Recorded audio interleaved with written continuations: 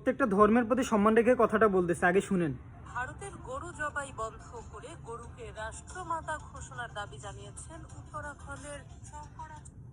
গরুকে রাষ্ট্রমাতা ঘোষণার দাবি জানাইছে। তো ভাই গরু যদি তোদের যদি মা হয়, আমি প্রত্যেকটা ধর্মকে সম্মান করে বলতেছি, যারা যার যার ধর্ম আছে, আপনারাও তো মানুষ, আপনাদেরও জ্ঞান আছে, বুদ্ধি আছে, আপনারা ভেবে থাকেন যে একটা পশু কীভাবে মা হইতে পারে। আর পশু যদি মা হয়, গরু গাভীটা যদি মা হয়, তাহলে বাপকে? অস্ট্রেলিয়ার এগুলা বড় বড় এগুলা মা যেহেতু আছে, বাপ তো লাগবে না। আসলে মানুষের কতটুকু কমন সেন্সহীন, কতটুকু বিবেকহীন মানুষ হইলে এগুলো করতে পারে। গরুর মুত খায়, গরুর গোস্ত খায় না, যেটা খাওয়া সুস্বাদু ওইটা খায় না, মুত খায়, দুধ খায় না, মুত খায়। এখন আবার গরুকে রাষ্ট্রীয় মা বানায়, ভারতের মধ্যে একটা ধর্ম যুদ্ধ লাগায়, ধর্ম একটা অরাজকতা তৈরি করার চেষ্টা করতেছে, যাতে মুসলমানরা কোরবানিতে যাতে গরুকে যাতে জবাই যদি করতে যেতে না পারে।